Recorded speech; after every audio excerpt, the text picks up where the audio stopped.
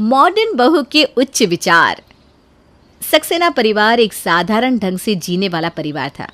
उस परिवार में कमलावती और प्रदीप अपने 3 बेटों आनंद, राजन और राज के साथ रहा करते थे। आनंद की शादी सीमा से हो चुकी थी।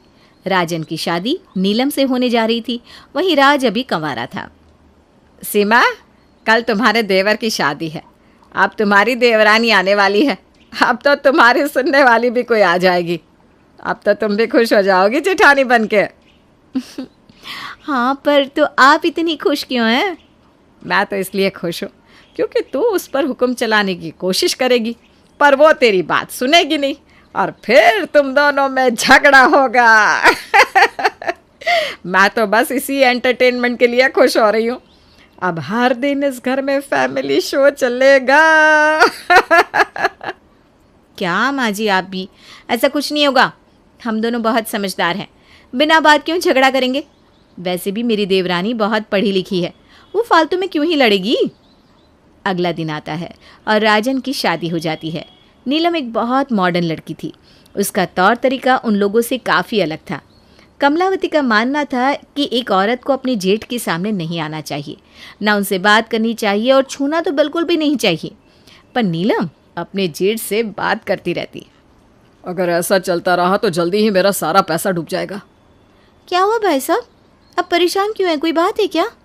अब क्या बताऊं, मैंने मार्केट में एक दोस्त के कहने पर कुछ पैसे लगा दिए थे और अब वो पैसे डूबते हुए दिखाई दे रहे हैं। बहुत कुछ सोचा था कि फ़ायदा हुआ तो ये करूँगा वो करूँगा, लेकिन अब तो नुकसान ही हो रहा है। भाई साहब, आप परेशान मत हो, देखना सब अच्छा ही होगा। नीलम, इस वक्त तो मेरी परेशानी नहीं समझ सकती। मैंने वो पैसे माँ के लिए रखे थे ताकि उनको सोने के कंगन बनवा के दूंगा, लेकिन अब सब खत्म हो गया, सब खत्म हो गया। अरे भाई साहब, आप ऐसे रोइए मत, अच्छा थोड़ी ना लगता है। और आनंद को परेशान होते देख नीलम उनको गले लगाकर उनकी पीठ भी थपथपा देती है और उन्हें इस प्रॉब्लम से लड़ने की हिम्मत देती है। आनंद को भी अच्छा लगता है। उसके बाद आनंद वहाँ से अपने कमरे में चला जाता है। तभी वहाँ सीमा आती है और कहती है, ये तुम क्या कर रही हो नीलम? होश में तो हो, कुछ तो शर्म किया करो तुम, या अपनी सब शर्म मायके छोड़ आई हो। क्या कर दिया मैंने? ऐसा कौन सा गलत काम कर दिया जो आप ऐसे कह रही हो? क्या कर दिया? तुझे नहीं पता तूने क्या किया? हमारे यहाँ औरतें जेठ से बात भी नहीं करती। हमने तुझे बात करने दी तो तूने गले लगा रही है। वही तो माँ जी, देख रही हो ना आप, हमारी आज़ादी का कितना फ़ायदा उठाया जा रहा है। ये तो बिल्कुल सर पे ही चढ़ गई है। अरे जेठ जी क्या कोई भूत है जिनसे मैं बात नहीं कर सकती? वो तो मेरे लिए मेरे बड़े भाई जैसे हैं, उनसे बात करने में कौन सी शर्म? मुझे नहीं पता, बस तुम मेरे पति को गले वले मत लगाया कर, समझी? अपना ज्ञान अपने तक रख। हमारे यहाँ जो रिवाज है वही चलेगा। वो आप लोग भी ना 1920 वाली सोच के साथ जी रहे हो। आज दुनिया कितनी आगे पहुँच गई और आप लोग अभी भी ये सब मानते हो। खुद गलती करी है और हमें गलत बोल रही है। हमें इतनी भी पढ़ी लिखी नहीं चाहिए लड़की जो आकर हमें पढ़ाने लग जाए। आप लोगों को कुछ भी समझाना मतलब अपने पैर पर कुल्हाड़ी मारने जैसा है। देख रही हो माँ जी, कैसे कैंची जैसी जुबान है इसकी। नीलम अपनी सास की बात का कोई जवाब नहीं देती और वहाँ से चली जाती है। नीलम जॉब भी करती थी और आए दिन इस बात पर भी उसे सुनने को मिलता रहता। अरे बेटा, तेरी नई नई शादी हुई है और तूने अभी से बहू को नौकरी पे जाने दिया। ऐसे में रिश्तेदार क्या बोलेंगे कि बहू की कमाई खा रहा है। और नहीं तो क्या देवर जी, अब देवरानी को बोलो ऑफिस छोड़कर घर संभाले। घर में भी बहुत काम होते हैं। अब उनकी शादी हो गई है, अब तो जो है सब ससुराल ही है, तो क्या करेंगी वो नौकरी करके? हाँ बेटा, वैसे भी तू तो अच्छी नौकरी करता है, तो बहू को क्या ज़रूरत है जॉब करने की? माँ, वो जॉब अपने लिए कर रही है। उसका जब मन होगा तो वो खुद जॉब छोड़ देगी। वो खुद बहुत समझदार है, तो ये सब मैं क्यों समझाऊं? जॉब करना ना करना ये उसका फैसला होगा। ऐसा कहकर राजन वहाँ से चला जाता है। देखा माँ जी, देवर जी तो बिल्कुल जोरू के गुलाम हो गए। नीलम के खिलाफ कुछ नहीं बोलते। अब क्या होगा? अरे होना क्या है, मैं आज सीधे सीधे बहू को ही मना कर दूंगी नौकरी पे जाने को। बहुत हो गया काम, अब अपना घर और अपने पति को देखे। लेकिन उस दिन नीलम जल्दी में थी, इसलिए कमलावती कुछ बोल नहीं पाती। उसी रात नीलम को ऑफिस से आने में काफ़ी लेट हो गया था, तो उसे उसका बॉस छोड़ने आया। माँ वो देखिए ज़रा, नीलम भाभी इतनी देर में आई है और वो भी किसी लड़के के साथ। क्या इज्जत रह जाएगी हमारे मोहल्ले में। भैया को बोल दो कि भाभी को समझा ले कि हमारे घर की औरतें रात में अजनबी मर्द के साथ नहीं घूमती। तेवर जी, आप बिल्कुल सही कह रहे हो, ये तो गलत बात है। हमारे घर की इज्जत को डुबा के मानेगी नीलम। अरे इसे अंदर तो आने दो, मैं बताती हूँ। आज ही सारा मॉडर्न पना निकाल देती हूँ। बहुत हो गया इस लड़की का, आज तो इसको बता ही देती हूँ। नीलम जैसे ही घर में आती है तो कमलावती उसे सुनाने लगती है। हम तुझे जॉब करने दे रहे हैं, ये क्या काफ़ी नहीं? क्या अब इतनी रात में लड़कों के साथ आकर हमारे घर की बदनामी करेगी? और कुछ बाकी है तो वो भी कर ले। कोई संस्कार दिए क्या तेरे माँ बाप ने, या फिर सब वहीं मार के छोड़ कर आई है? मॉडर्न के नाम पे ये आवारों की तरह मत घुमा कर। चिल मम्मी जी चिल, वो मेरे बॉस हैं और ये कौन सी बड़ी बात है। नीलम ये बोलकर अपने कमरे में चली जाती है, जिससे कमलावती को और ज़्यादा गुस्सा आता है। मुझे चिल करने को बोल रही है, अभी बताती हूँ इसे। राजन से शिकायत करती हूँ तब इसकी समझ में आएगा। अब तक सोच रही थी बेटे से क्या बोलूँ, बेटे से क्या बोलूँ, लेकिन अब तो पानी सर के ऊपर जा चुका है। सही कहा आपने माँ, अब तो भैया ही नीलम भाभी को सबक सिखाएंगे। लेकिन जब कमलावती राजन से नीलम की शिकायत करती है तो उसका जवाब सुनकर हैरान रह जाती है। पहली बात, नीलम एक समझदार लड़की है, वो जानती है वो क्या कर रही है। और दूसरी बात, मुझे पता था कि वो अपने बॉस के साथ आ रही है, इसलिए अब ज़्यादा टेंशन ना लो, उसने मुझे पहले ही बता दिया था। चलो माँ चलो, भैया कुछ नहीं सुनेंगे। हाय हाय, जैसे खुद है वैसा ही मेरे बच्चे को भी बना दिया। ऐसे तो कोई फ़र्क ही नहीं पड़ रहा कि इसकी बीवी इतनी देर रात किसी और आदमी के साथ घर आई है। ये बोलकर कमलावती वहाँ से चली जाती है। अभी कुछ ही दिन गुजरे होते हैं कि राजन का बर्थडे आ जाता है। उस पार्टी में जो कोई भी आता, नीलम उसे मॉडर्न तरीके से ग्रीट करती। वो सभी को गले लगाकर हक कर रही थी। ये देखकर कमलावती का खून खौल उठता है। सीमा, नीलम को तो देख जरा, कैसे सबसे चिपक चिपक के मिल रही है। औरतों से मिलना तो चलो ठीक है, पर आदमियों से भी वैसे ही मिल रही है ये लड़की। ये तो मेरा नाक कटवा कर रहेगी। और एक मेरा बेटा है जिसको अपनी बीवी में कुछ गलत दिखाई नहीं दे रहा। अरे क्या होगा अब इस घर का? हम लोग क्या कर सकते हैं माँ जी? वो हम में से किसी की सुनती है जो उससे कुछ कहा जाए। राज, जा और जाकर बहू को यहाँ बुला कर ला। राज नीलम को कमलावती के पास बुला कर लाता है। कमलावती फिर उसे सुनाना शुरू कर देती है। बहू, अगर तुझे सबसे मिलना ही है तो नमस्ते कर ले, हाथ जोड़ ले, पैर छू ले। पर ये सब क्या कर रही है? हमारी इज्जत है मोहल्ले में, अगर तू ऐसा करेगी तो चारों तरफ बस बदनामी होगी। अरे मम्मी जी, लगता है आप बड़े लोगों की पार्टी में कभी गई नहीं। अरे हाँ, मैं तो भूल गई, आप लोगों को शायद किसी ने बुलाया नहीं होगा ना, इसलिए आपको पता नहीं है। वैसे वहाँ सब लोग ऐसे ही मिलते हैं। अच्छा मैं जा रही हूँ, गेस्ट आ रहे हैं। देख रही हूँ माँ जी, कैसे मुंह पे बेइज्जती करके चली गई। कमलावती नीलम से परेशान हो चुकी थी। वो अपने पति प्रदीप से भी इस बारे में कहती है, पर प्रदीप इन बातों पर कोई खास ध्यान नहीं देता। फिर अगले दिन, सीमा बहू, चाय तो दे दे। सीमा दीदी घर पर नहीं है, मैं बना देती हूँ आपके लिए चाय। ठीक है बेटा।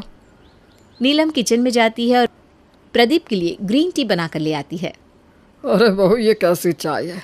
इसका टेस्ट तो बड़ा अजीब है। इसमें ना तो दूध है ना ही कुछ स्वाद। दूध ख़त्म हो गया था तो मुझे बता देती, मैं ले आता। ये ग्रीन टी है पापा जी, अभी कुछ दिन पहले डॉक्टर ने बताया था ना कि आपकी डायबिटीज़ बढ़ रही है, इसलिए मैंने आपको ये दी है। और ये ना बिना दूध के ही पी जाती है। कमलावती सही कह रही थी, तो कुछ ज़्यादा ही मॉडर्न है। मेरी सीमा बहू ठीक है, कम से कम खाने पीने की तो कोई रोक टोक नहीं करती। बताओ ये हरा हरा पानी कैसे पिया जाए? क्या हो गया पिताजी? अरे मैंने इससे चाय मांगी तो इसने ग्रीन टी लाकर पकड़ा दी मुझे। दिन में एक कप चाय भी नसीब नहीं हुई। ये आपके भले के लिए पिताजी। हाँ हाँ, बड़ा भला पता है इसे अपने ससुर का। ले जा अपनी चाय, मैं बना दूंगी इनके लिए। तो खुद पिए और अपने पति को पिलाइए चाय के नाम पे हरा पानी। नीलम को उनका ये रवैया बहुत बुरा लगता है, लेकिन वो कुछ नहीं कह पाती और खुद ही वो ग्रीन टी पी लेती है। राजन के अलावा घर के सभी लोग नीलम से चिढ़ने लगे थे और अब वो उसे बात बात पर ताने भी दिया करते थे। माँ जी, मैं सोच रही थी कि हम लोगों को इस बार केदारनाथ जाना चाहिए। हाँ बहू, सही कहा तूने। अब हमें भोले बाबा के दर्शन कर ही आने चाहिए। मेरे हिसाब से तो हमें पहले पास के मंदिरों में जाना चाहिए और बाद में इतनी दूर। और वैसे भी केदारनाथ जाना उम्र दराज लोगों के लिए काफ़ी मुश्किल है, बहुत चढ़ाई है ना वहाँ पर। लो भाई राजन, अब तुम्हारी मॉडर्न पत्नी हमें भक्ति का पाठ पढ़ाएगी। जहाँ भक्ति होती है ना, वहाँ कुछ मुश्किल नहीं है, समझाओ अपनी बीवी को। कभी गई हो किसी मंदिर जो बातें बना रही हो? बातें तो ऐसे कर रही हो जैसे हर हफ्ते मंदिर जाती हो। भाभी अब रहने दो, हम लोग डिसाइड कर लेंगे कहाँ जाना है। पता चला आप मंदिर गए और भगवान को भी मॉडर्न बना दिया। नीलम को उन लोगों का इस तरह उसे ताने देना बिल्कुल अच्छा नहीं लगता। वो उसी समय उन्हें जवाब देना चाहती थी, पर उसे पता था कि अभी कुछ भी कहने से सिर्फ कलेश होगा, इसलिए वो सही समय का इंतज़ार करती है। एक दिन राज के ऑफिस के कुछ लोग डिनर पर आते हैं। अब जब डिनर करके सब चले जाते हैं तो एक लड़की रह जाती है। अरे बाकी सब तो चले गए पर तुम रह गई, रात ज़्यादा हो गई है, चलो मैं तुम्हें छोड़ाऊँ। माँ, मैं अपने दोस्त को घर छोड़ के आता हूँ। हाँ हाँ बेटा, आराम से जाना। लेकिन तभी नीलम आवाज़ देती है और राज को रोक लेती है। अरे ये आप क्या कर रहे हैं? आपको शर्म नहीं आती? इतनी रात गए लड़की को छोड़ने जा रहे हैं। अपने मोहल्ले वाले क्या बोलेंगे और इस लड़की के घर वाले क्या बोलेंगे? ये सब शोभा थोड़ी ना देता है। अरे क्या पागलों वाली बात कर रही है तू? राजन, लगता है तेरी बीवी के दिमाग का इलाज करवाना पड़ेगा। सही तो कह रही है। जब नीलम के बॉस रात में छोड़ने आए और उससे नीलम और हमारे परिवार की बेइज्जती हुई थी, तो राज की इस लड़की को छोड़ने जाने से भी तो होगी ना, क्योंकि लड़की तो वो भी है। ये सुनकर राज को एहसास होता है कि उस दिन नीलम को बुरा भला कहना कितना गलत था और वो क्यों किसी लड़के के साथ घर आई थी, पर वो कुछ नहीं बोल पाता और उस लड़की को छोड़ने चला जाता है। अब अगले दिन नीलम और आनंद के अलावा सब किसी न किसी काम से बाहर चले जाते हैं। उसी समय आनंद फिसल कर गिर पड़ता है। ओह बचाओ, मर गया मैं तो। अरे आपको क्या हो गया जीत जी? आइए उठिए। नीलम खुद उन्हें उठाती है, उनकी मरहम पट्टी करती है और सूप बना कर देती है। थोड़ी देर बाद सब लोग वापस आते हैं। अरे आपको क्या हो गया है? ऐसे कैसे आपको चोट लग गई? मैं फिसल कर गिर पड़ा था। अच्छा हुआ घर में नीलम थी, उसी ने मुझे उठाया, मेरी मरहम पट्टी करी और सूप बना कर दिया। बिल्कुल भाई की तरह ध्यान रखा मेरा। अरे नीलम, ये तुमने क्या किया? तुम पागल हो क्या? मुझे तुमसे ये उम्मीद नहीं थी। तुमने तो मेरे परिवार की नाक कटवा दी। तुमने अपने जेठ को क्यों छुआ? ये तो पाप है। अरे ये क्या बोल रहा है तू? पागल हो गया है क्या? अगर नीलम सही वक्त पे पट्टी नहीं करती तो तेरे भाई को कुछ भी हो सकता था। इस बात में तू कैसे नीलम को डांट सकता है? क्या तुझे अपने भाई की फिक्र नहीं? आपसे मेरे पति को सही सलामत नहीं देखा जा रहा क्या देवर जी? आप ये सब क्या बोल रहे हैं? अरे आप ही लोग तो उस दिन कह रहे थे ना कि जेठ को नहीं छूना चाहिए, इसलिए मैंने कहा। अरे गिर गए थे तो गिरा रहने देती, कोई आता तो उठा लेता। इसमें क्या गलत कहा मैंने? आप लोग ही बताओ। ये सुनकर सीमा और कमलावती को समझ में आ जाता है कि राजन क्या कहना चाह रहा है और वो लोग चुप हो जाते हैं। नीलम को ये देखकर बहुत अच्छा लगता है कि उसका पति उसका साथ दे रहा है। अब कुछ समय गुजरता है और एक दिन प्रदीप बीमार पड़ जाता है। उस दौरान जो कोई भी आता है, कमलावती उसके गले लगकर रोती रहती है। माँ, ये आप क्या कर रही हो? सबके गले क्यों लग रही हो? ये अच्छी बात नहीं है। ऐसे अनजान लोगों को गले नहीं लगना चाहिए, ये हमारे संस्कार नहीं है। अरे ये सब अपने ही तो है, और किसी परेशानी में लोगों से ऐसे ही मिला जाता है। इसमें मर्द औरत का भेद नहीं होता, दुख तो कोई भी जता सकता है।